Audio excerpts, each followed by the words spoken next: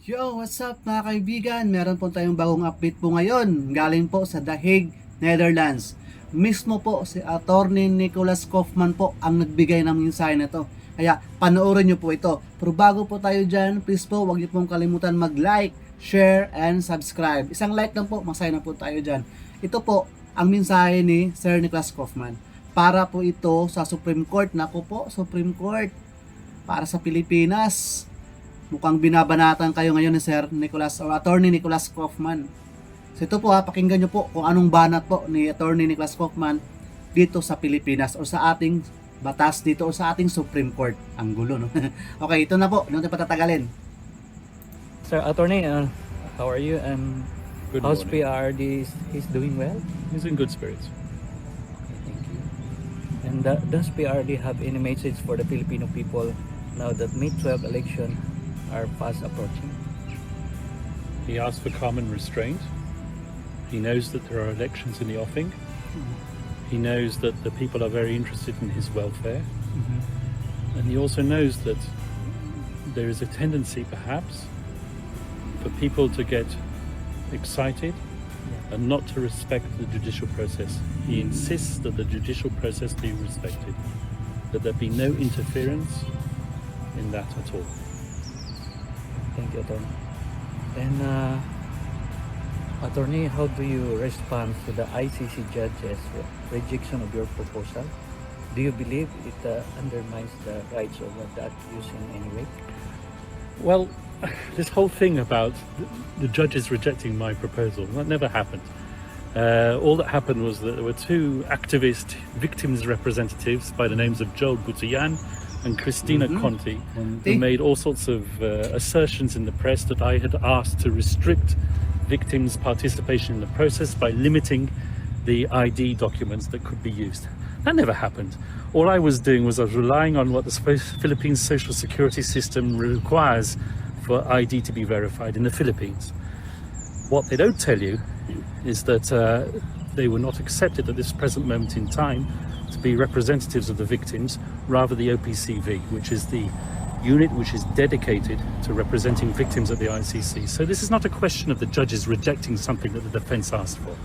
This is a response that the defence made to the VPRS, which is the internal court unit which is responsible for assessing victims' applications. That's all we did. We made observations. We didn't make a request which was rejected. That's a big lie. That's a big lie. So do you think the ICC sets dangerous precedent by relaxing documentary requirements, particularly in highly politicized cases like this?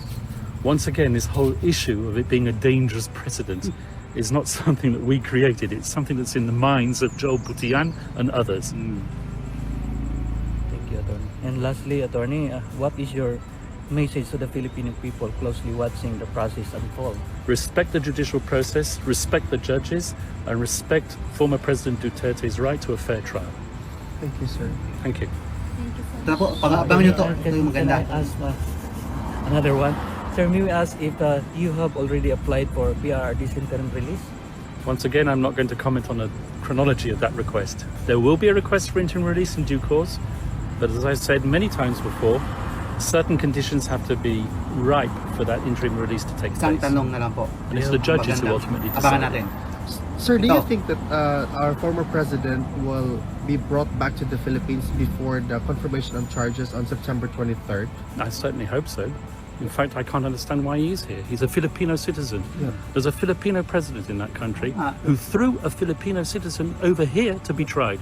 Why isn't he in the Philippines? Why isn't he being tried in the Philippines? Why is there not a Filipino judge who is trying him? Yeah, exactly, sir. Because that's the sentiment of a lot, if not most, of the Filipinos, that he is illegally detained here and that our judicial system is fully functioning well. So we don't understand why the ICC actually took cognizance of what's happening right now.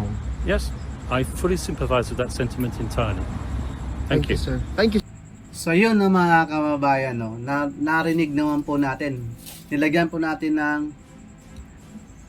caption, no, para mas maintindihan natin kasi nga nose bleeding na po tayo dun sa English ni Sir Nicholas Kaufman, no. Pero at least pag may caption na, naiintindihan na po natin. So klarong-klaro naman po ang sinabi ni Sir Nicholas Kaufman. bakit dito pa dinala sa The Hague, Netherlands? Pwede naman po itatrial natin sa Pilipinas. Bakit hindi nyo dinaan sa Pilipinas? So yun po yung pinakamensahe niya sa Supreme Court. Nako po, Supreme Court, pang aram na talaga ni Sir Nicholas Kaufman kung ano ang panglaban sa inyo. So yung mga kabayan, no, ayun na po humusga doon sa sinabi ni Sir Kaufman. Yun na po opinion ko. So yun na po, salamat, God bless.